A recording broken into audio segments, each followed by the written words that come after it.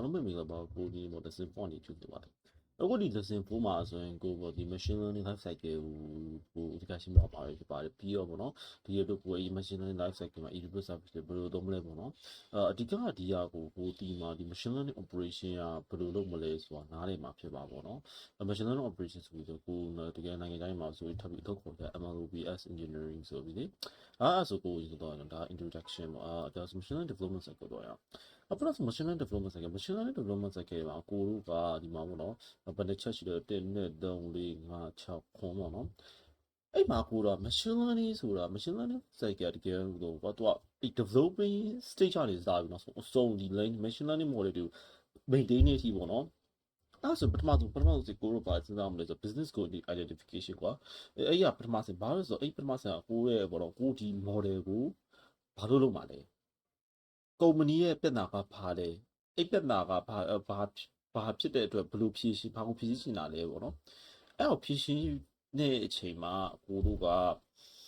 အဲ့ပြဿနာကိုတော့ machine learning problem အဖြစ်နဲ့ပုံဖော်လိုက်မယ်ကွာ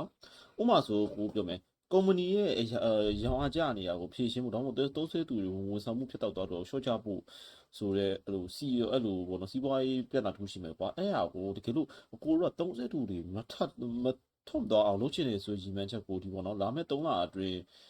ဘယ်လိုသုံးဆွဲသူတွေထွားနိုင်လေဆိုတဲ့ဒီ classification model စောင့်မယ်ပေါ့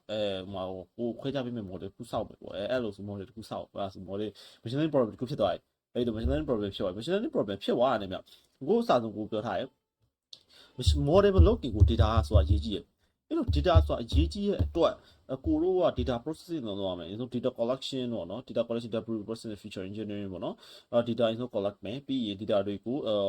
data တွေတတ်မယ်ပေါ့ pre-processing ဆိုတော့ data တွေကို node data တွေပဲရှင်းအောင်တတ်စင်မယ်ပေါ့ပြီးရင်ကိုတို့ဒီ feature engineering ဖြစ်တဲ့ဒီပေါ့နော် model ကတင်လို့လွယ်အောင်ကိုတို့ဒီ features တွေထည့်မယ်features လေးထည့်ပြီးသွားတယ် data တွေအစနစ်ဖြစ်သွားပြီဆိုတော့ကိုတို့ကဘာစမလဲဆို model development စမယ်model development စကြမှာကိုပြော training tuning နဲ့ evaluation training ကကိုတည်းပဲ model train ပေးရပြီး tuning ကကြတော့ကွာတကယ် model ကိုထပ်ပြီးတိကျအောင်ပေါ့အထဲမှာရှိအစကလေးစာတွေ parameter တွေတို့ကိုပေါ့နော်ပို့ပြီးချိန်ပေးရအောင်နော် evaluation နောက်ဆုံး model ထွက်လာ data ကိုကြိုက်လားမကြိုက်ဘူးလားဆိုတော့ evaluation ပြန်လုပ်တာပေါ့နော်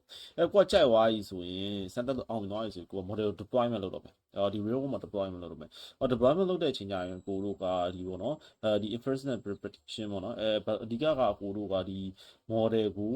real မှာထည့်လိုက်တဲ့အတွက် real one data တွေရမယ် data တွေရပြီး prediction တစ်တွေထွက်လာမယ်ထွက်လာတဲ့အချိန်မှာကိုတို့ဒီ model monitoring ကြည့်ရမယ်ပေါ့ model ကအဆင်ပြေလားမပြေဘူးလားဆိုတော့ပြေလာတာနဲ့မပြေဘူးဆို sorry ပေါ့မပြေဘူးဆိုရင်တော့ကိုတို့ model training ပြန်အောင်လုပ်ပြအောင်ပေါ့နော်အဲ့ဆိုဒီမှာရှိရပေါ့business problem အဓိကကို business problem ကို define လုပ်မယ်ပြီးရင်ဒီ mobile sorry machine learning problem အနေနဲ့ပြန်ပြောင်းမယ်ပေါ့နော် machine learning problem အနေနဲ့ပြောင်းမယ် machine learning problem machine learning တုံးလို့အဆင်ပြေလားပေါ့နော်အဆင်ပြေလားမပြေလားဆိုတော့ပြောင်းမယ်ပြီးရင်ကိုပထမဆုံး data collection လုပ်မယ်နော် data collection လုပ်မယ် data collection data တွေကိုစုမယ် integration လုပ်မယ်ပြီးအဲ့ raw data ဖြစ်နေရဲ့ raw data တွေကိုကိုတို့က site နားလည်နိုင်အောင်understand format ပြောင်းမယ်ပြီးရင်ကိုအနေနဲ့ဒီ features တွေထည့်မယ်ကွာ transform လုပ်တာ extract လုပ်တာ select လုပ်တာလို့နော် feature တွေထွက်မယ် feature တွေထွက်လာတဲ့အချိန်မှာကိုတို့ကတကယ်လို့business goal တွေကမတွေ့ဘူးဆိုရင် business goal နဲ့ဥပမာကွာအခါတကော data ကမလုံလောက်တော့ဘူးဥပမာဆိုကွာကိုတို့ကအိမ်စီးပွားရေးအခြေအနေပေါ့နော်အဲ့အရာတွေကိုကြည့်မယ်အိမ်မြေကွက်အိမ်ချမ်းမြေစီးပွားရေးအခြေအနေကိုကြည့်မယ်အိမ်ချမ်းမြေဈေးကွက်ကကွာဈေးကတကယ်လို့ကွာ data တကယ်တော့ဒီကrow ဆို column 900 row 900လောက်ရှိမှစင်ပြေမယ်ပေါ့နော် column 900 row 900လောက်ရှိမှစင်ပြေမယ်အိမ်ပေါင်း900 600လောက်ရှိမှစင်ပြေပေါ့ဒါပေမဲ့အိမ်ပေါင်း200 300လောက်ပဲရှိမှစင်မပြေဘူးအဲ့တော့ကိုက data ကိုထပ်ပြီး collect ရမယ်နော်တကယ်လို့ကိုကအဆင်ပြေဆိုရင် model test နဲ့ deployment လုပ်မယ်ပြီးရင် protection ကြည့်မယ်အဲ့ protection ကြည့်တဲ့အချိန်မှာကိုတော့ model ကို monitoring လုပ်မယ်ပေါ့ monitoring လုပ်တဲ့အချိန်မှာကိုတော့ model အဆင်ပြေတယ်ဆိုရင် sorry model အဆင်ပြေတယ်ဆိုရင်ကိုတို့ဘောနော်ဒီ backing လုပ်ရင်လုပ်မယ်လုပ်ဆရာမလို့ရင်လည်းတိုင်းထားလိုက်ပေါ့ဒါပေမဲ့တကယ်လို့အဆင်မပြေဘူးဆိုတာနဲ့ကိုတို့ကဒီ model retrain ပြန်လုပ်မှာပေါ့ဒါပေမဲ့ဒီအချက်မှာကိုတို့ကတကယ်လို့ model ကအဆင်ပြေရကွာအဆင်ပြေနေတယ်ဆိုရင်ကိုတို့ဘာလို့ထပ်လို့လဲဆိုတော့ update လုပ်လို့ရ data အသစ်တွေထည့်လို့ရ update လုပ်ရအဲ့အပြီးရင်ကိုတို့က model ကိုပြန်ပြီး parameter tuning နဲ့ပြန်သွားရမယ်ပေါ့နော်အဲ့ဒါဒီလိုလုပ်ပေးထားတာပေါ့နော် ဒါကတော့သူတို့ရဲ့ဒါ flow chart လို့ပုံစံလို့ပေါ့အဲ့ဆိုကိုလိုခုနအဲ့တခုကို example တခုနဲ့ပြောရမယ်သူ Amazon call center ဖြစ်လို့ပါပေါ့နော် Amazon call center ကအရင်တော့သူဘာပြဿနာဖြစ်လဲဆိုတော့သူတို့ကကွာည Amazon ဖုန်းကိုကိုတော့ဖုန်းဆက်တယ်ပေါ့နော်ကိုသိပါတယ်ကိုဒီ call ဗောလေcalling operator မှာလည်းအဲ့လိုပါတယ်ကွာအရင်တော့သူ Amazon ဖုန်းဆက်တော့တစ်ကိုနေကနှစ်ကိုနေပါဆိုခလို့နေခိုင်းတယ်ကွာ Amazon တကယ်လို့ပြည်အောင်ပြည်ရမ်းများတော့လာတော့ဖောက်တယ်သူခလို့မားနေတာနဲ့တခါတည်းကွာမဆိုင်တဲ့ဝန်ထမ်းစီကွာအဲ့ကလက်ဆိုင်ဝန်ထမ်းစီတော့ဖုန်းထပ်လွှဲပေးရတာအကြောင်းပေါ့အချိန်ကုန်လူပင်ပန်းပြီးပေါ့နော်အချိန်ကုန်လူပင်ပန်းတယ်ပေါ့နော်အချိန်ကုန်လူပင်ပန်းတယ်ဆိုအဲ့တော့ကိုကဘာလို့ချင်လဲဆိုဒီဖုန်းခေါ်ဆိုတဲ့သူတွေကိုဒီမှန်ကန်တဲ့ဝန်ထမ်းစီကိုတိုင်းရအောင်ပို့ပေးပြီးဒီဖုန်း transfer အရေးတော့ကို short ချပေးဖို့သူစဉ်းစားရတယ်ပေါ့စဉ်းစားတဲ့အချိန်မှာသူတို့ကဘာလုပ်လဲဆိုတော့ဒီ machine learning နားလည်သူကဘယ်လိုလုပ်လိုက်လဲဆိုတော့ကွာသူကကိုပြောခဲ့ classification ပုံစံတိုင်းပဲဒါဖုန်းဆက်လာသူရဲ့ချက်လက်တွေကိုကြည့်မယ်ကြည့်ပြီးတော့ဘာကိစ္စနဲ့ဆက်တယ်လဲဆိုတော့မှန်ခံမှန်းရမယ်ပေါ့တော့မေးကိုမေးပြီပေါ့မေးပြီးရတယ်သူက classification နဲ့ classification ဟာလည်းကြည့်ပြီးတခါတည်းလူလွှဲပေးလိုက်တာပေါ့နော်ပထမ data collection တို့ data collection တို့အချိန်မှာကိုကသူကဘာလုပ်လဲဆိုတော့အရင်ဖုန်းဆက်ဖွင့်မှတ်တမ်းတွေအကုန်လုံးကိုပြန်စုရကွာအဲ့ data ထဲမှာဖောက်တယ်ရမကြသေးခင်ကဝယ်ထားတဲ့ပစ္စည်းနောက်ပြီးရင်သူကပေါ့နော်ဒီစာအုပ်ဝယ်သူဟုတ်မဟုတ်ဒါမှမဟုတ်ဒီ prime club member ပေါ့သူစမှာတော့ member ဝင်တာပေါ့နော် member ဝင်တူဟုတ်စားတဲ့ feature ပါတယ်ကွာအဲ့ feature တွေကိုသူက labeling တွေလုပ်ပြီးတော့ supervised learning နဲ့သုံးမယ်ပေါ့နော်အဲ့ဒါဆိုရင်သုံးတဲ့အချိန်မှာပထမဆုံးသူက data တွေတက်နေပေါ့နော် data တက်တဲ့အချိန်မှာတစ်ခါလေးဆိုရင်ဘယ်လိုလုပ်လဲဆိုတော့ဥပမာဆိုရင်အရင်ကပေါ့နော် candle တဲ့ပတ်သက်တဲ့ပြဿနာတွေကို candle နဲ့ဖွင့်လို့မရတာကို candle ကိုစာအုပ်ဝယ်လို့မရတာတို့အဲ့အုပ်စုတွေကိုအများကြီးခွဲထားပြီးတော့ candle ပြဿနာဆိုလို့စီတခုဖြစ်အောင်တော့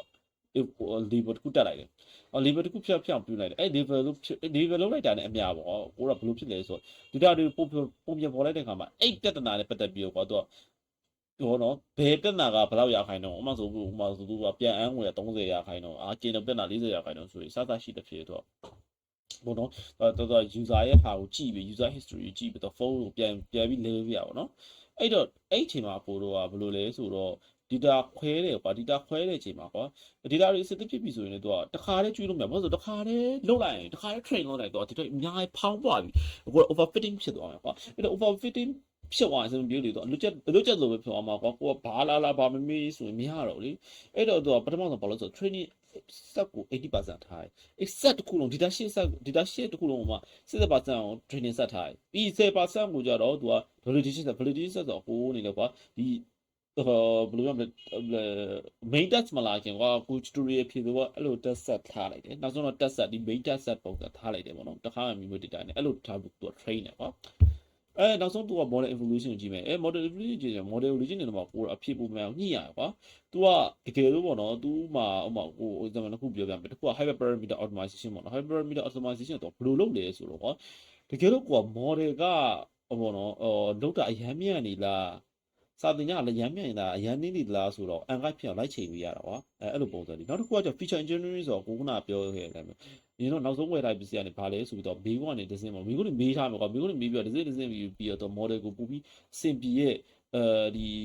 ီအဆင်ပြေအောင်ကိုရှိရောက်လာဖို့ဖန်တီးပေးထားတာပေါ့နောက်ဆုံးကဲဖြတ်မယ်evaluation ဆိုတာတည့်ရတဲ့အတိုင်းပဲပေါ့နော်အဲ့ကို evolution ရတည့်ရတဲ့အတိုင်းပဲဒီတကယ်လို့ testing data 10% နဲ့ညီညာနဲ့တခါတိကျခံမနိုင်တယ်ပေါ့နော်ဒါခုနကကိုပြော model tuning နဲ့ feature engineering ကိုခုနပြောပြပါပြီ model tuning ကကြောကိုခုနထပ်ပြောသလိုပဲdata နောက်ပိုင်းထထည့်မယ်ပေါ့နော်ခုနကကိုပြောခဲ့ဒီမှာဒီ hyperparameter optimization နဲ့ဒီ feature engineering နဲ့ပါတယ်ပေါ့နော်နောက်ဆုံး model deployment တည့်ရတဲ့အတိုင်းပဲ model ကိုအကုန်တည်ချော်ရဆိုတော့ model က Amazon ရဲ့တကယ် call center မှာပေါ့သုံးလိုက်တယ်အဲ့လိုသုံးလိုက်တဲ့အချိန်မှာသူကအဆင်တော်တော်ပြေးလာတယ်ကွာဒီဖုန်းပြောင်းရတဲ့ဟာကြီးကနဲလာပြီးတော့သူ customer တခါတည်းခေါ်လိုက်တာနဲ့သူပြန်လာကိုတခါဖြည့်ရှင်ပြီးမဲ့ဝန်ထမ်းတိုင်းရရပါတယ်ကွာအဲကြောင့်အဆင်ပြေသွားတယ်ပေါ့နော်အဲ့ဆိုနောက်တစ်ခုကိုဒီ Amazing Maker AI နဲ့ Machine Learning Solution ဘယ်လို develop လုပ်တယ်ဆိုကိုထပ်ပြီးရှင်းပြမှာဖြစ်ပါတယ်အဲ့ဆိုရင်ကိုတို့ဒီမှာနော်ဒီ develop Machine Learning Solution with Amazing Maker AI ကြီးอ่ะResearch ကမိကသူအဓိကဆိုရင်ကိုတော့ဒီအခုပြောခဲ့တယ် AWS မှာအဓိကသုံးထားတဲ့ဟာပေါ့နော်သူကတော့တကယ်ပြောရရင်ကွာကိုတို့ဒီထဲမှာလုပ်ခဲ့မှုတွေတို့အများကြီးထက်ဆောင်တယ်ဆိုတော့ Unify ပုံစံတွေလုပ်ထားတာကွာအဲ့တော့တကယ်ကြည့်ရတဲ့နေနဲ့လည်းရိုးရှင်းတယ်ပေါ့နော်ဒီကျဆိုကိုကြည့်အောင်ပထမဆုံးဒါကတော့ပထမဆုံးကိုသိခဲ့တဲ့ဒီflow chart ကြီးပေါ့နော်အဲ့ဆိုရင်သူ့အနေနဲ့ပထမဆုံးတော့ data ကိုထည့်မှာကွာ data ကိုထည့်အချိန်မှာကိုတော့ဒီသူ့မှာသူပေးထား basic mega data regular ဆိုပေးထားတယ်သူကကြောင့်တကယ်ပြောရင်ကုတ်သိမ့်မပါဘူးကွာဒီလား သူကဘာကြောင့်လဲဆိုတော့တကယ်ပြောရရင်တကယ်ကုန်မှာဆိုကိုတော့ကွာအဲ့ဒီ transform featurize တို့အတွက်ပြန်ရေးရတယ်ကွာတကယ်လို့တဲ့ဟာတွေမှာဆိုဒါပေမဲ့ဒီကောင်ဒီဟာသုံးတဲ့ဟာတွေလည်းရှိပေါ့နော်ဒါသုံးတဲ့ company မှာဆိုရင်တော့ရေးကြမလို့ပေါ့နော်ဟိုကပြားလေးဆို Python script တွေပါတယ်ပြန်ထည့်ပြရပေါ့နော်ဒီ transform code တော့ဒါကိုလူချင်းတဲ့ပုံစံတော့ဒီပြန်ထည့်ပြပေါ့ဒါပေမဲ့သူကသူပေးထားတဲ့ template တွေလည်းရှိရကွာအဲ့အားနဲ့ကိုကဒီ script တွေ notebook တွေ run ပြီးရောသူ data set လေးတွေလုပ်ပဲပေါ့ data set တွေလုပ်ပြီးတော့သူဒီဟာကို data flow သွားမယ်ပေါ့နော်နောက်တစ်ခုကျကိုပြောခုနပြောကို management feature ပေါ့တော်တော်ဒီ feature မှာကျကိုဒီမှာ store ထားတာပေါ့နော်သူကိုတော့ဘယ်လိုလဲဆိုတော့အခုခုနပြောမယ်ဆိုရင်ဒီ transformation extraction တွေလုပ်တဲ့ feature တွေတော့ကွာဒီမှာဆိုသူက2မျိုးရှိကွာသူကအခုဒီမှာဆိုကွာ2မျိုးသွားလို့ရတယ် batch အစုလိုက်သွားပေးမလားဒါမှမဟုတ် data ကို streaming ပုံစံနဲ့သွားပေးမလားအဲ့အောင်မှာကိုတော့ကွာ online feature နဲ့ offline feature ဆိုပြီးရှိရကွာonline feature ကပထမဆုံးကွာကိုတော့ကွာဒီ data နဲ့ app မြကွာဒီ real time သွားတဲ့ပုံစံရယ်ပြီးဒီ batch လိုက်သွားတဲ့ပုံစံရယ်ကွာအဲ့မှာ offline မှာလည်းတော့ batch လိုက်သွားတဲ့ပုံစံပြီး model training သွားတဲ့ပုံစံဒီတော့သွားတော့ကိုတရားလို့ဒီသွားပြီးမှနောက်ဆုံးမှတော့ဒီ model self ပုံစံလုပ်လို့ရပြီကွာ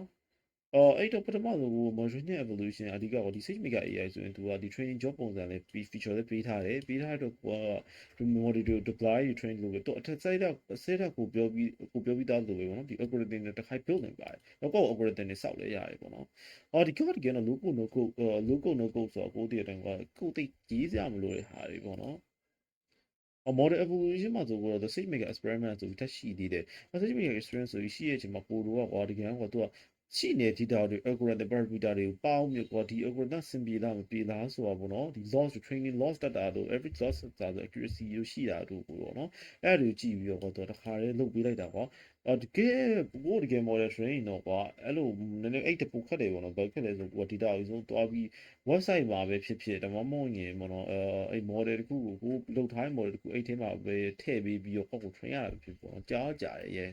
ဒီကောင်ကသူကသူ့ရဲ့သူ့ resource တွေသုံးတဲ့အတွက်နည်းနည်းညံနဲ့ထဲတော့ပါတယ်နောက်ဆုံးတော့ deployment ရှိရပေါ့နော်တခါ SageMaker AI deployment ဆိုတော့တခါ deployment ပေးအောင်သူကပေးထားပေါ့အကုန်လုံးဒီမှာ monitoring ဆိုတာရှိ monitoring ကျတော့သူ customer တွေကတကယ်လို့သုံးနေတဲ့ AWS သုံးနေသူတွေကကိုက model ကိုဒီ real life မှာ deploy လုပ်လိုက်ပြီဆိုတာနဲ့ဒီပေါ့နော်သူ quality model quality ကိုချက်လို့ရတယ်ပေါ့နော်ဒီ production မှာဘယ်လိုဖြစ်နေရလဲ user define စင်ပြေရလား model quality စင်ပြေရလားဒါမှမဟုတ် bias တွေများနေလား feature attribution တွေများနေလားဆိုတော့တခါ check လို့ရတယ်ပေါ့နော်ဒါတော့ basic SageMaker ဖြစ်ပါတယ်အဲ့ဒါတော့အခုအနေနဲ့အခုထင်ရတာ AWS SageMaker တဲ့သူက AWS SageMaker Studio တဲ့ဝင်ကြည့်လို့ရတယ်ပေါ့နော်ဝင်ကြည့်ပြီးလုပ်လို့ရတယ်ပေါ့နော်ဒါပေမဲ့ deploy လုပ်လို့ရတော့မယ်မထင်ဘူးဘာကြောင့်လဲဆိုတော့ AWS official account ကိုတော့မရှိတော့လေပတ်စံတွေပိုင်းနဲ့visa code တွေပိုင်းနဲ့ချစ်ပြီးမှအဲ့ဒါလုပ်လို့ရတယ်ဆိုတော့အဲ့ဆိုရင်ကိုတို့အဲ့ဒါပြီးကို source of mobile machine learning model ဆက်ပြီးသွားကြရအောင်အဲ့တော့ကိုအနေနဲ့ဒီမှာကြည့်အောင် source of machine learning modelဆက် machine learning တော့ဒီ SageMaker AI ဒီကံကသူပေးရကွာသူကတခါရ pre-train လုပ်တာ model ပေးထားပြီးမယ် algorithm builder တွေပေးထားပြီးမယ်ပြီးရင် docker images တွေ custom ပေးထားတယ်ပေါ့ docker images ဆိုတာအဓိကပြောရင်ကိုဒီ cloud မှာ run လို့ရအောင်လုပ်ပေးဟာမျိုးပေါ့နော်ဒါပေမဲ့ docker ကတော့ကျောင်းမှာတော့ကိုစင်တော်ကိုနည်းတီရောမသိနေတယ်မြေကိုစမ်းလုပ်ကြည့်လို့ရတယ်တော့ဘာဒီကတော့ cloud တော့ deployment လုပ်တာပေါ့နည်းနည်းရှုပ်တဲ့ထဲတော့ပါတယ်ပေါ့နော်အဲ့တော့ကိုအနေနဲ့ပေါ့နော်ဒီ SageMaker AI ကိုတကယ်လို့သုံးပြီး model သုံးမယ်ဆိုရင်သူအနေနဲ့ပေါ့နော်ကိုဒီမှာ model က pre-train model နဲ့ building model တဲ့ဘယ်တော့ဒါမှမဟုတ်ကိုလုပ်ချင်တဲ့ဟာလည်းရှိရပေါ့နော်ဒီ pre-train model မှာဆိုရင်ဒီကိုဟာတခါတည်း fine tune လုပ်ပြီးပဲလို့တာကွာ fine tune နဲ့ deploy လုပ်လိုက်တာတခါရပြီ building model ဆိုတာကလည်းကွာ building model ဆိုတာကတကယ်ပေါ့နော်တကယ်လို့ကိုကပြီးပြီး data set ကတကယ်လို့များတယ်ဆိုရင်တော့ building model နဲ့ effort နဲ့ skill ပို့လို့ရပေါ့ပြီး resource တွေပို့ပြီးတုံးတယ်ပေါ့နော်တကယ်လို့ building solution မရှိဘူးဆိုရင်ကိုသူပေးထား image ဆိုတော့ကို model ပြန်လုပ်လို့ရအောင် framework တွေပါပြန်လုပ်ပြီး scikit တို့ tensorflow တို့ pytorch တို့ပေးထားမယ်ကွာအဲ့လိုနဲ့ကိုအထက်မှာကိုရည်ပြီးလုပ်လို့ရတယ်ပေါ့နော်တကယ်လို့custom docker image တွေစောက်လို့ရတယ်ပေါ့နော်ဒါကတော့ကိုနေခုနကလည်းပြောပြဖို့ပါတယ်ဒီ supervised unsupervised တို့ဒီပေါ့နော်ဒီ supervised and unsupervised ကြမယ်supervised ဆိုအခုဒီက classification regression problem မှာတုံးတယ် supervised ဆိုကတစ်ခုသွားမယ်ကွာတကယ်လို့ classification သွားမယ်ဆိုရင်ကိုနေတယ်ပေါ့နော်ဒီလေးခုတည်းတစ်ခုသုံးတယ် regression ရောပဲဒါပေမဲ့ဒီအကိုတီးရတလားဒီ classification နဲ့ regression ကိုကဲမှာတင်ပေးထားတယ်ပြီးဒီ KNN ပေါ့ KNN method ကိုလည်းတင်ပေးထားတယ်factorization machine တော့လည်းတင်ပေးထားတယ်ထင်တယ်ဒါပေမဲ့အဲ့အရာတွေကတော့ဒီကံပြောရရင်လည်း communicate တွေထည့်ပါတယ်ကွာ HG boost ပေါ့ဆို communicate တွေပါတယ်ကွာ supervised learning ဆိုရင်ကိုအနေနဲ့ဒီ clustering ပေါ့နော် K means တို့ clustering K means ကိုတည်းကမှာလုပ်ပေးထားတယ်ဒီ embedded လည်းမှာပါတယ်ဒီ embedded သင်ပေးထားတယ်ပါတယ်ဒီ animal detection ကိုဒီတကယ်လို့ပြောရရင်ဒီ supervised learning ကကြောဒီကတော့ကိုပြောခဲ့လို့ပဲဒီ image recognition တွေပါသုံးတယ်ကွာ image recognition panel recognition တို့ဒါမှမဟုတ်ရင်image quality လိုချင်လို့dimension size ကို short ချပေးတယ် dimension reduction တို့ပြီး anomaly detection ပေါ့နော် anomaly detection ဆိုတာအဓိကကိုပြောရရင် image တစ်ခုမှာတကယ်လို့ကိုကအရင်တော့ပေါ့နော်အခုတော့မပြောတတ်ဘူးအဲ့လိုပြုပြင်ထားတာပါရှိရင်အဲ့လို sheet တွေပိုင်းနဲ့တိုင်းပြီးလုပ်လို့ရတယ်ကွာ IB insight ဆိုပေါင်းနဲ့တိုင်းလို့ရတယ်ကွာ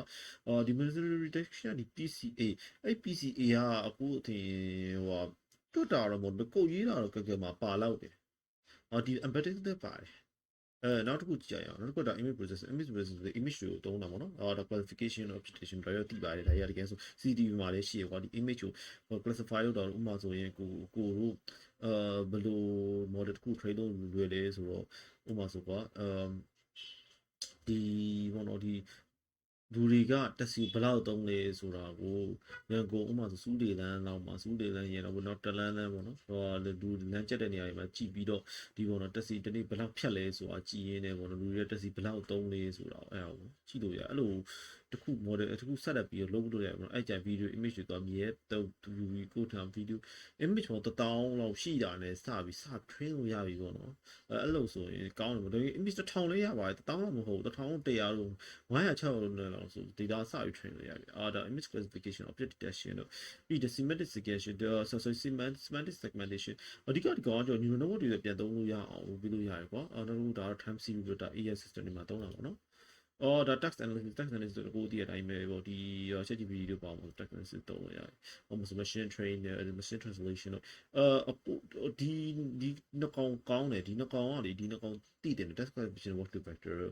ကိုတော့ basic text လည်းသုံးပူတယ်Python မှာလည်းသုံးရနောက်တစ်မျိုးရှိသေးရဲ့သူ PyPDF ဆိုပြီး text ဆို PDF ပြန်ပြောင်းပေးရဟာ PDF ကိုPDF ဆို text ဆို PDF to text ပြန်လုပ်ပေးရအောင်အဓိကအဲ့ကောင်လုပ်ပေးအဲ့ကောင် processing လုပ်ပြီးတော့သူအနေနဲ့ပေါ့နော်ဒီ data တွေကို model ဖတ်လို့ရအောင်လုပ်ပေးရပါအခု AI မှာတော့တစ်ခေါက်သုံးခဲ့တည်းအခုအဲ့ year 2မှာဒီလိုတော့အခုဒီ year 1တက်နေရတော့ year 2မှာတင်ကောင်းတင်ရလိမ့်မယ်လို့ထင်နေရဲ့ပြောတယ်ကိုတော့ year 2 first sem လောက်မှာတင်ရတာဆိုတော့လေပြီးတော့ဒီ topic modeling ပေါ့ဒီ text တစ်ခုကြည့်ပြီး topic ကဘယ်လိုဖြစ်လဲမဖြစ်လဲဆိုတော့ WT speech ပေါ့နော် sequence to sequence ပေါ့ဒီ segment က jump step မှာတော့အများကြီးပဲကွာ hacking face ဆိုအခုတကယ်လို့ကွာ open source model တော့ hacking face နဲ့ TensorFlow ကတော်တော်ကောင်းနေရဲ့အဲ့ဒီနှစ်ကောင်မှာအကျဉ်းကောင်းတယ်TensorFlow ကြောအဓိကကွာအခုခုနကပြောဒီ computer vision ပေါ့နော်ဒီစက်ကကြည့်ရဟာပေါ့ဒီ CCTV တို့ဘာလို့ object classification တို့ဘာလို့အဲ့ကောင်တွေကြောတော့ CV နဲ့ပတ်သက်ဆိုရင် TensorFlow မှာရှိရ hacking face တို့ဒီ model တွေအနေနဲ့ text model text to image model တို့ text to text model တကယ်သူကတော့ရိုးစုံရှိရပေါ့နော် trial ဘာလို့ tools မှာလည်းစမ်းကြည့်လို့ရတယ်ပေါ့နော်အဲ့ဆိုကိုနောက်တစ်ခု machine learning model performance evolution ကိုစတော့မှာဖြစ်ပါတယ်အဲ့ဆိုရင်ကိုတို့နော်ဒီဘိုင်းမှာဆိုရင်ကိုတို့ဒီ model evolution ပေါ့နော်ဒီ machine learning model ဒီ performance evolution ကြောင့်ပြောမှာဖြစ်ပါတယ်အဲ့ဆိုရင်ကိုတို့ပေါ့နော်ဒီ model evolution ပြောရင်ပြောမှဆို data set တွေကြည့်ရပါတော့ကိုတစ်ခေါက်ပြောတယ် validation နဲ့ training set ပေါ့နော် validation set ကဘာဖြစ်လဲဆိုတော့ဒီmodel input data တွေကို data တွေမှာမှန်နေရလားမျိုး data တွေရောမှန်ရလားဆိုတော့အခု tutorial စစ်တဲ့ဟာ test set ကြောင့်နောက်ဆုံးလုံးဝ quality ဒီ model quality ကိုအဆင်ပြေလားမပြေလားဆိုတော့လုံးဝဆိုတော့ final ဆောင်ပွဲပုံစံစစ်တဲ့ဟာနော်model fitting ကတော့ကိုတစ်ခါပြောခဲ့ပူမမိကြလားမသိ over fitting under fitting နဲ့ balance ကွာ over fitting ကကြောင့်ကိုတည်ရတိုင်းပဲပေါ့နော် over fitting ကအဓိကဆိုရင်ဒီပေါ့နော် model ကလို့အလွတ်ကြော်ဒီတိုင်းအများကြီးဖြစ်တော့အလွတ်ကြော်ရတာပေါ့နော်ဒါပေမဲ့ data အသစ်ထွက်လာရင်ကြမရတော့ဘူးပေါ့နော်under fitting ကကြတော့ဒီ model ကြတော့ဒီ training evolution တစ်ခုလုံးအမှတ်မကောင်းတာပေါ့နော်ဒါ balance တော့အဆင်ပြေဆုံးအခြေအနေပေါ့ဒါကိုအရင်ဗီဒီယိုမှာရှင်းပြပေးတာပါတယ်အဲ့ဆို bias and variance ကိုကြည့်အောင်ကို bias and variance ဆိုတော့ဒါလည်းကိုတစ်ခါရှင်းပြပါဘူးမမှုကြလားဒီ bias ကတည်တိုင်း mechanical ဖြေတာဖြေမှန်ကနေဘယ်လောက်ကွာနေလဲဆိုတာကိုကြည့်မယ်ဒီမှာဆို loop bias ဆိုရင်ဒီ bias မလိုက်ဘူးဘာမလိုက်ဘူးဟာဘယ်ကြောတော့ပြီးတဲ့နေရာနဲ့ဟိုဘက်ဘူကြီးကိုလိုက်နေတယ်ပေါ့နော်အဲ့တော့ဒီတကယ်လို့ပြောမယ်ဆိုရင်ဒီ low variance ရ low bias ဖြစ်တာအကောင်းဆုံးဒီ low variance ရဘာဆို high variance ဖြစ်သွားမယ်ဆိုတော့ variance ကကွာအောင်မယ်ကွာအဲ့ကြရင်သူ variance ရန်ကွာသူလိုချင်တဲ့မှတ်ကိုမြောက်တော့ကွာhigh bias ကြောက်လည်းကြည့်လိုက်ကွာဟိုဘက်ကြီးရောက်နေပြီတစ်ဖက်အစွန်းလိုက်နေပြီကွာအဲ့တော့ low bias low variance ဖြစ်နေမှာကိုတော့အဆင်ပြေမှာပေါ့နော် အဲ့ဒါကို classification regression problem ပြောရမယ်အဲ့ဆိုပထမဆုံး classification ဆိုကိုပြောပြမယ်ကွာ classification ကိုဖောက်ပြောလို့ပဲဒါကြောင်လားဟုတ်ဒါမှမဟုတ်ဒါခွေးလားဆိုတော့ကြောင် image ပေးလိုက်အဲ့ classification ကိုတော့ကိုလိုဒီကဖွဲတာပေါ့နော်နောက်တစ်ခုကကျတော့ကိုလိုဒီ regression အဲ့ဟာ regression ကျတော့ကိုဒီတည့်တဲ့အတိုင်းပဲတော့ mean square error ရနေ r square error တဖြည်းဖြည်းနဲ့ဒီ regression ပြန်လုပ်ပြီးရဟာပေါ့နော်အဓိကက regression ကခဏနဲ့ခံမှန်းတာပေါ့နော်ကိုဒီဇာတ်တွေပေးလိုက်ပြီးဒီ data set တွေပေးလိုက်ပြီးငါတို့နောက်9နှစ်အတွင်းမှာဖြစ်နိုင်တယ်မဟုတ်ဆိုတော့9နှစ်အတွင်းအိမ်ဈေးကဘယ်လိုဖြစ်နိုင်လဲဆိုအဲ့ regression ကိုခေါ်တော့နော်အော် classification progression ကိုဒီမှာ classification ကိုကြည့်မယ်ပထမဆုံးကကိုကဒီမှာကွာအဖြေမှန်သိပြီးသားအဖြေတွေကိုပြောပါလေဖြေမှန်သိပြီးသားအဖြေတွေကိုပေးလိုက်မယ်နော်ဖြေမှန်သိပြီးသားအဖြေတွေကိုပေးလိုက်မယ်ပေးလိုက်တဲ့ချိန်မှာကိုတို့ကဒီပြောပေါ့နော်ဆက်သက် data ကိုပို့မယ်ပြီးရင်နောက်တစ်ခု model ကထုတ်ပေးထားတဲ့ data နဲ့ပထမဆုံးကွာဒီမီးလက်ထိုက်ဖြေမှန်ကိုတိုက်ရမယ်ဘာလို့ဆိုပထမဆုံးတိုက်တာတွေမတူနိုင်ဘူးကွာမတူတဲ့အချိန်မှာကိုတို့ကအဖြေမှန်တဲ့ခံမှန်းချက်ဒီဘယ်လောက်တူလဲဆိုတာကိုကြည့်ပြီးတော့ကိုတို့က summary metric တစ်ခုထွက်လာရမယ်ကွာဘယ်လောက်ကိုက်ညီလဲဆိုရဲအနစ်ချုပ်လေးပေါ့နော်အနစ်ချုပ်ရမယ်လေထွက်လာမယ်ပြီးမှအဲ့ဒါကိုဆက်ပြီးကြည့်ပြီးတော့ set train ရမှာပေါ့ဒီ confusion metric ဆိုတာဘာဖြစ်နိုင်လဲဆိုတော့ confusion ကြောင့်ဒီ confusion metric မှာကတကယ်လို့ကွာဒီ model ကဘယ်နေရာတွေမှာဘယ်လို mind နေလဲဆိုတာကိုပေါ့နော်အသေးစိတ်ခွဲခြားစမ်းပြဖို့ကိုလုပ်ပေးထားတဲ့ဒီက matrix တွေပေါ့အဲ့ဆိုကိုကြည့်အောင်နော်ဒီ proof positive ဆိုတာတကယ်တော့ကွာဒီ AI ကသူ့ကွာကြောင်ခံမှန်းတယ်တကယ်လည်းကြောင်စစ်ဖြစ်နေအဲ့ဒါလုံးအဖြေမှန်ကွာ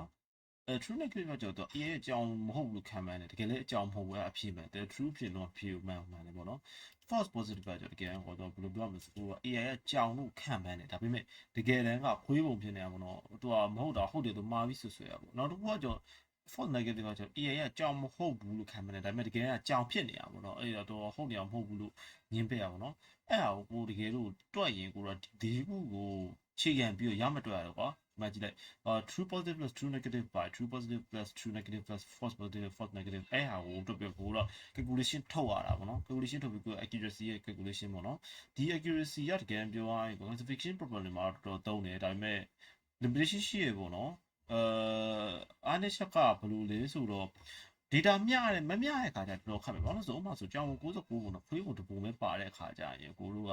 ပေါ့နော်true negative ကအရန်များနေပြီးတော့ true model ရဲ့အစွမ်းစားအစစ်မှန်ကိုမရနိုင်ဘူးပေါ့နော်အဲ့ဒါကြောင့်အဲ့လိုဖြစ်သွားရင်အဲ့လိုဖြစ်နေကိုကအောက်ကနောက်တစ်ခုသွားရင်အခု precision ဆိုတာတော့ precision ကြောက်တော့ကိုတို့ကဘာလဲဆို AI ကကြောင်ပါလို့ခံမှန်းလိုက်တဲ့အထက်မှာတကယ်အကြောင်စစ်ဖြစ်နေတာဘယ်လောက်တေချာလဲဆိုတာအဲ့ဒါကြောင့်ကို true positive ကိုဘယ်ကနေစားလဲဆိုတော့ true positive ကို true positive plus false positive နဲ့စားရပါတော့ဘယ်အချိန်မှာသုံးလဲဆိုဒီ false positive အမောင်းလုံးဝလက်မခံနိုင်တဲ့နေရာကြီးမှာသုံးတယ်ဥပမာဆိုကိုတို့ email spam စစ်ထုတ်တဲ့နေရာတို့ဘောနော်ဥပမာဆိုတာမဲ့ရေးကြည့် email negative ကို spam positive ပါလို့မိုင်းဆွဆွဲတဲ့နေရာတွေဘာမှဆို precision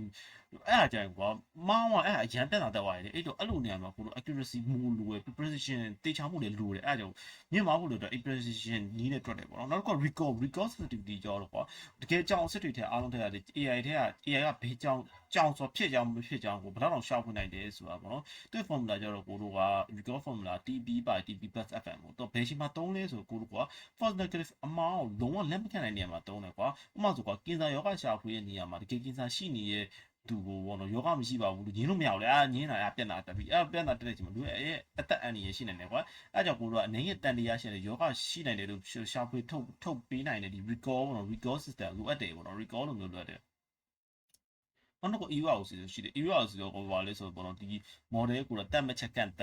က်ချက်ပေါ့နော်ကန့်တက်ပြီး track source တွေကိုမျိုးပြောင်းလဲကြည့်ရအောင်ကို true positive rate နဲ့ false positive rate အချို့ဆိုဘယ်လိုပြောင်းလဲလဲဆိုတာဘယ်လိုအချိုးသားဝါလဲဆိုတာကိုတော့ဒီ mean quick graph ဆွဲပြီးတော့တိုင်းတာရဲ့စနစ်ပေါ့နော်အဲ့ကောင်ကိုပြောပြမယ်ဆိုရင်တကယ်လည်း example မှာကပေါ့နော်ဒီကို image spam classification ဆိုတဲ့ဟာတခုရှိရယ်image spam classification ကိုတစ်ခုပြော email ဟိုဖြစ်တာပေါ့နော် email ကတကယ်လို့ spam ဖြစ်ဟုတ်လားမဟုတ်လားဆိုတော့ပေါ့နော်ဒါကတော့ကိုဒီတိုင်းပဲဒါက why is it ဒါ x60 ပါအဲ့တော့ကိုတို့က AUC ကဘယ်လိုနော် AUC ကကြတော့တကယ်လို့ကိုတို့ဒီ line က 0.5 ဖြစ်နေပြီဆိုရင် model ကကွာ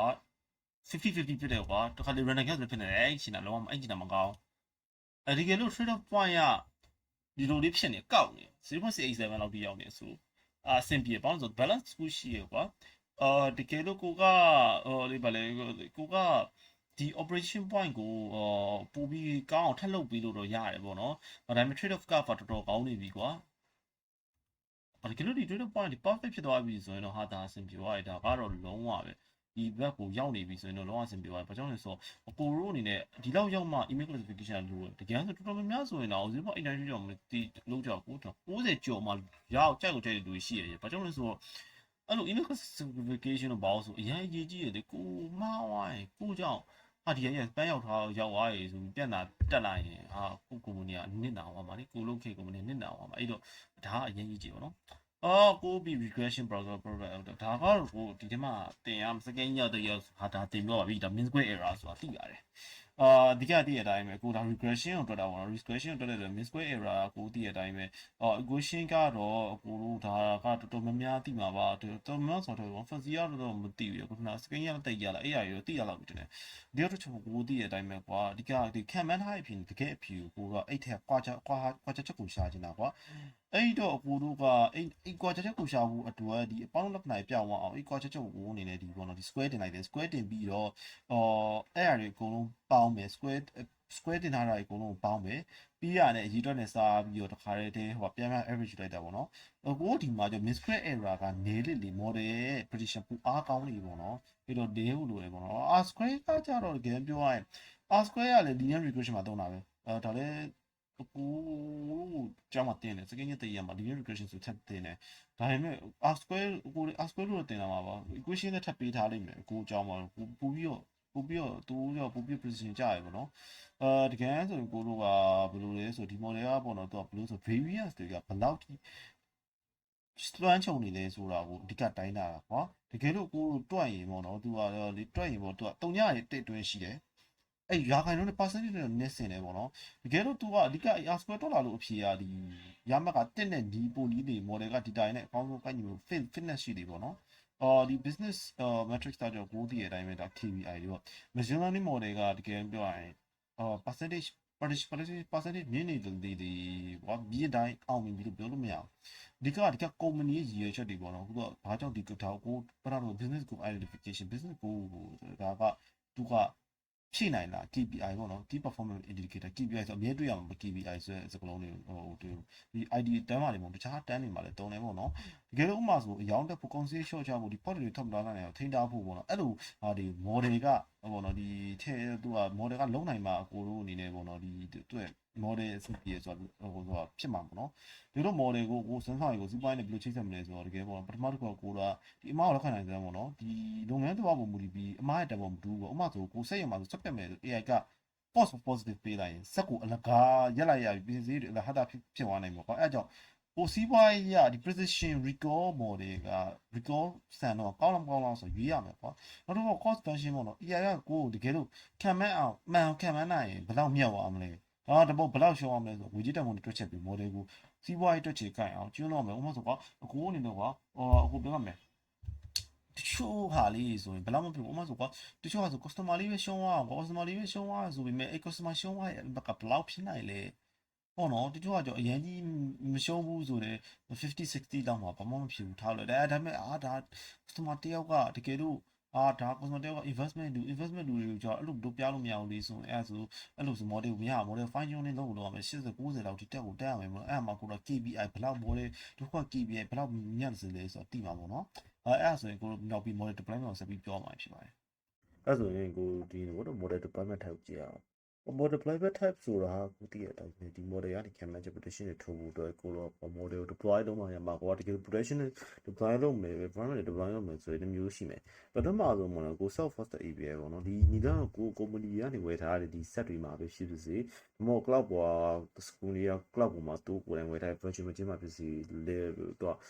အဲ့ model ကိုအဲ့မှာထားပြီးတော့ level စရာပေါ့နော်။အားစရာပါလဲဆိုကို web server တို့ဒီ database တွေစနေစုံကွာကိုထိန်းချုပ်လို့ရတယ်ကွာ။တမျိုးပုံစံပုံမူတည်ပြီးတော့ကိုညက်စီကိုအများကြီးတက်တာအောင်လုပ်နိုင်တယ်ပေါ့နော်။ကိုစစ်ချက် customize ပြင်ဆင်နိုင်တယ်ပေါ့နော်။ဒါပေမဲ့အားလုံးကိုတော့ကိုယ်တိုင်လုပ်ရတဲ့အတွက်နည်းနည်းဟိုတော့ဖြစ်တယ်ပေါ့ဒီလိုအားများပြီးတော့ပြင်ပန်းတယ်ပေါ့နော်။ manage API service အခုလို့ပေါ့နော် AWS EC Microsoft တို့ပေါ့ဆိုသူတို့ကArch ကပါလဲဆိုတော့ဒီ server တွေလို့တော့ balance တွေလုပ်လို့ရတာဆိုတော့ခေါင်းဆောင်ခံနေကြမလို့ကို model ကိုကောင်းအောင်ပဲလုပ်ဖို့ပဲအယုံ site ဆရာပဲလို့ပေါ့ database တို့ဘာလို့အကုန်လုံးကသူ့ဟာသူလုပ်ပေးရပေါ့နော် ဒါကစိတ်မိက AI တော့ရင်ကိုယ်နဲ့ဘယ်လိုထူးခြားလာနိုင်လဲပေါ့နော်ဒါတခါ click တစ်ချက်နဲ့နေတာနဲ့တခါခေါ်နိုင်တာလို့ကိုယ့်ကို automatic scale နဲ့လုပ်ပေးနိုင်တာလို့ service တွေထည့်ပေးနိုင်တာလို့ပြီးရင်သူက hotel ပေါင်းများဆိုနေရာထဲနဲ့တုံးနိုင်တာတော့ကိုယ်မှာငါဆိုရင်၄ခုရှိရကွာ၄ခုရှိရသူတော့ပါလေဆိုပထမတစ်ခုကတော့စိတ်မိက AI inference option ပေါ့နော်ဒါတကယ်ပြင်မှာလည်းအဲ့လို inference option နဲ့တုံးတယ် real time inference ဆိုတော့သူကကွာသူ latency လုံးဝမရှိဘဲနဲ့သူတို့တခါတိုက်ရိုက်သွားနိုင်တဲ့ဟာပေါ့ batch transform ဆိုတော့ဒီဇိုင်းတူကိုပြောလို့ data အများကြီးတွေတခါတည်းပြေးပြီးတော့တခါဆုလိုက်တွက်ချက်ချင်တဲ့အခါမှာတုံးတယ်ပေါ့နော်သူကအချိန်တိုင်းပွင့်နေ end point ပုံစံတော့မဟုတ်ဘူး data တွေတင်ယူမတင်ယူခင်မှာသူကတန့်စင်တယ်ဒီလိုတန့်နေ preposition ပေါ့နော်အဲ့လိုနေရာတွေတုံးတယ်ကွာအဲ့ batch transform က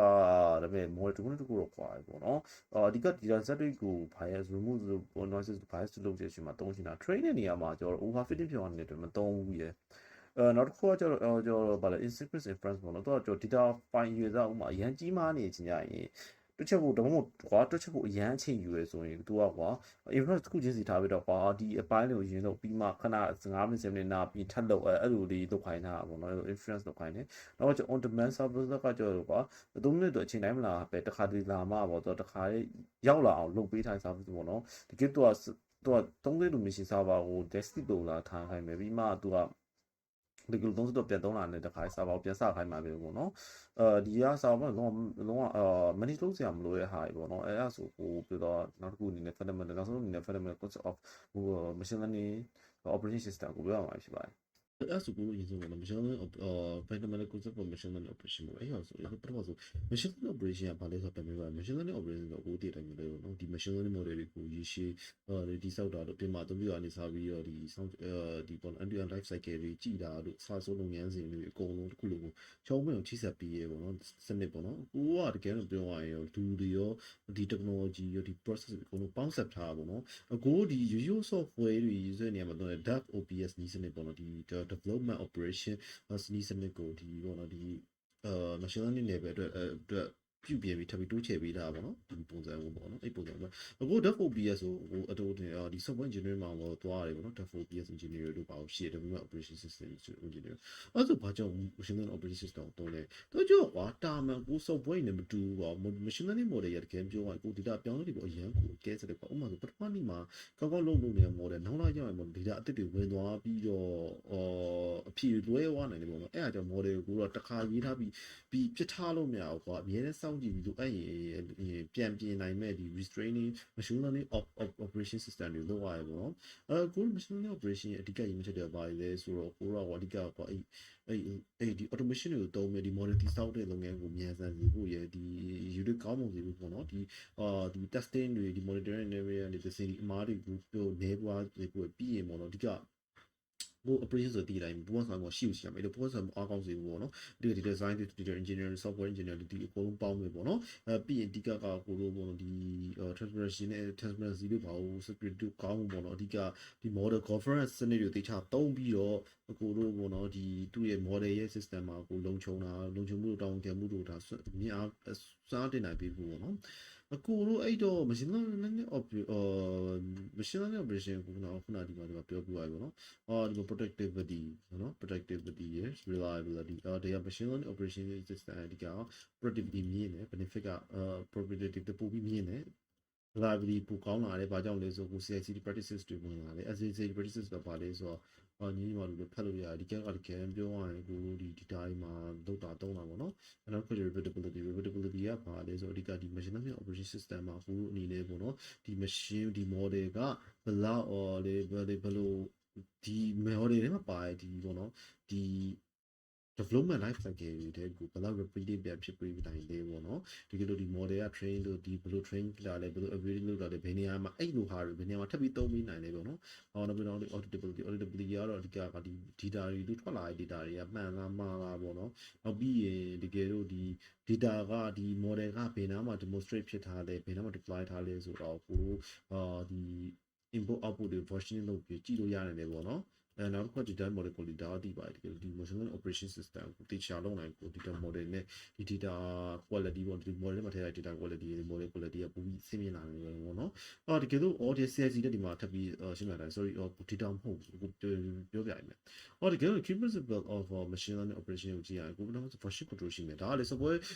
software မှာလည်းပါတယ်ဒါ development operation system မှာလည်းပါတယ်ကို data တွေ code တွေဒီ model တွေပြောင်းသွားတိုင်းပေါ့နော်ဒီ method နဲ့ track ပေးထားမယ်အဲ့မှာမောင်းဖြစ်တဲ့အခါမှာကိုအရင်ချီနေပေါ့နော် previous version ကို rollback ပြန်လုပ်ပြီးတော့ကိုကြည့်သိနိုင်တယ်ပေါ့နော် automation ရတော့ကိုတည်နိုင်တယ်ဒီ data တွင်းတာတို့ဒီ data ကိုတန့်စင်တာတို့ဒီ model လေ့ကျင့်တာတို့စဉ်းစားတို့ကနေရာကချထားတဲ့အဆင့်ကြီးပေါ့နော်လူတွေကလက်နဲ့ခိုင်းစက်မျိုးပဲနေဒီလူတွေက pipeline နဲ့ script တွေနဲ့ပေါ့နော်တိစောက်ထားတာပေါ့နော်ဒါတွေကအမှားကိုအဲ့ဆိုရင်အမှားကိုသူကိုစိုးစိုးစီးတည်နိုင်ပြီးအများဆုံးပြင်ဆင်နိုင်တယ်ပေါ့နော် CIC တဲ့ sorry CIC တွေကကိုတို့ဒီ machine learning operation system မှာဒီလူလောက်လုံးဆောင်တဲ့ဒီ continuous လုပ်ငန်းစဉ်၄ခုပါတယ်ကိုကပါဆိုပထမ CI ကွာ CI ဆို continuous integration ကွာဒီ code အသစ် data အသစ်ဝင်လာတဲ့အတိုင်းအလူလောက်စမ်းသပ်စစ်ဆေးပြီးမှာကွာ continuous delivery ကြောင့်ဒီအသစ်လေးချင်တိုင်း model ကိုလက်တွေ့လုပ်ငန်းဝင်တဲ့အလူလောက်ပို့ပြီးမှာ the continuous training အဲ့ model ဆွမ်းဆောင်ကြွားရင်ဒီ data အသစ်နဲ့လူလောက်ပြန်ပြီး train ပြီးရပြီးတော့ continuous monitoring ပေါ့နော် data နဲ့ model အခြေအနေကိုအချိန်ပြည့်ကြည့်ရတာပေါ့နော်ကိုတို့အဲ့လိုကြည့်ရဆိုဥပမာကိုအဲ့ဒါကို CI CD CD CM ပေါ့နော်ဒီ C ၄ခုရှိရပေါ့နော်အဲ့ဒါကရေးကြည့်ရအဲ့ဒါကတကယ်ဟိုပေါ့နော်တကယ် automatic တကယ်ဆိုဒီဒါ dev OBS မှာလည်းပါလို့ဒီ ML OBS မှာတော်တော်အရေးကြီးအပိုင်းပေါ့နော်နောက်တစ်ခုကကျွန်တော်တို့ model governance ပေါ့တကယ်လို့ဒါကတော့အဓိကကိုပြောတာဒါပေမဲ့ deployment မလာခင်ကိုနေဒီ model ကိုအဆင်ပြေလား sensitive data တွေ protect လုပ်နိုင်လား assessing တွေတခြားလုပ်နိုင်လားနောက်မှသူရဲ့ rules နဲ့ကိုက်ညီရဲ့လားဖလိုက်မှုမရှိဘူးလားဒီ privacy မရှိဘူးလားဘာညာတာတကားဒါအကုန်လုံးကြည့်ရအောင်နော်ဒီ model governance ပေါ့နော်အဲ့ဆိုရင်နောက်ဆုံးနေကိုဒီ ML life cycle နဲ့ ML ES ကိုပြန်ပြောခဲ့မယ်ဆိုရင်ဒီဘောနော်ဒီmachine learning လုပ်ငန်းစဉ်တစ်ခုလုံးမှာကိုပြောခဲ့လို့ပဲဒီဘောနော်ဒီကတော့ကိုဒီ code တွေ data တွေဒီ model တွေနဲ့ model train တဲ့အဆင့်တိုင်းမှာမတူညီတဲ့ပုံစံနဲ့ပြန်လည်ချိတ်ဆက်လုပ်နေတာပေါ့အဲ့တော့ကိုပထမဆုံးတော်ဒီမှာဆိုတွေ့မယ်တော့ data preparation ရှိမယ်ပေါ့နော်ဒါ model data prepare ပြီးသွားရင် model build မယ် model build ပြီးသွားရင်ကိုဒီ model အကဲကျန် model evaluation လုပ်မယ်ဒီ model evaluation လုပ်ပြီးမှ model selection လုပ်မယ်ပြီးရင်ကိုအဲ့ model selection မှာ deployment လုပ်မယ်နောက်ဆုံး monitoring ဆိုပြီးတော့စဉ်ရှိရပေါ့နော်တကယ်လို့ machine learning operation ကိုအဓိကတကယ်လို့အဓိကလက်တွေ့အကောင့်တွေပေါ်မယ်ဆိုရင်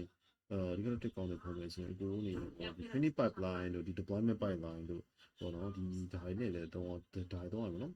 အောက်မှာဆိုကို data pipeline ဆို data preparation ရှိမယ်ဒီ model build အဲ့ဆိုရင်ကို pipeline data pipeline လို့ပြောရင်ပထမ model build ကိုလုပ်မယ်ပြီးဒီ model evaluation လာမယ် model ကအဆင်ပြေလားမပြေတာပေါ့နော်ဒီ pipeline အဆင်ပြေလားဒီ measurement တွေကြည့်မယ်ပြီးမှအဲ့ဒီမှာအဲ့ဒီ pipeline evolution လုပ်ပြီးသွားပြီဆိုကိုဒီ model ကိုပေါ့နော်ဘယ် model ကိုသုံးမလဲ approval လုပ်မယ်နောက်ဆို data တွေနဲ့ train မှာဒီ model deployment လုပ်မယ်ပေါ့ဒီ source build တော့ဒီ stage လေးမျိုးနဲ့တော့နောက်ဆုံး phone နဲ့ monitoring နဲ့တော့တော့ AWS service ပေါ့နော် AWS service ကတော့တကယ်ပြောတာ AWS လုပ်တဲ့သူတွေပေါ့နော်ဒါပူကြည့်နေပေါ့နော်ဒါ MLOP အဓိက MLOP ဆိုတာဒီရဒါကြီးကတော့အဓိကအခြေခံကွာဒါကကြောင့် EG ရော SageMaker ဟဲ့ဟာပေါ့နော် EWS SageMaker ကတော့ကိုပြောရရင်လည်းပေါ့တော့ SageMaker ဖြစ်တယ်သူကနည်းနည်းပို့ပြီး automatic process နေပေါ့နော်ဒါရတော့ဖက်ကြည့်လို့ရပါဒါလေးရပြုတ်ဆောင်လို့ရှာတယ်နော်ကိုနောက်ပြီးရင်ကို knowledge check လေးဖြည့်လို့ရမယ်ဖြည့်ပြီးသွားပြီးနောက်ပြီးလည်းကိုလည်း lesson 5ကိုခုနောက်နေ့ကျရင်ကိုဆက်လက်ရှင်းပြအောင်ပါဖြစ်ပါတယ်အားလုံးနောက်ပြီးတော့ကျေးဇူးတင်ပါ